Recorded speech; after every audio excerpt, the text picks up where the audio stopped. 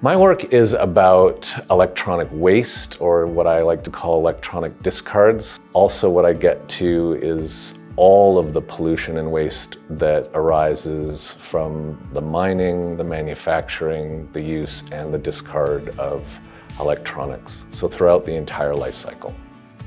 The vast majority of waste, well over 90% of total waste arising, happened before you and I even purchased our device.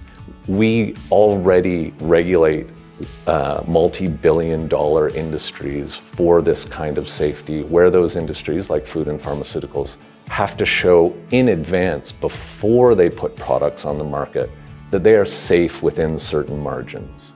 If we can do it in one multi-billion-dollar sector, we can do it in others. The other being electronics, where we organize consumer action, can go toward demanding longer lasting, more durable, repairable devices. The consequence being that all of the energy and materials that go into them get used for a much longer period of time than they otherwise would.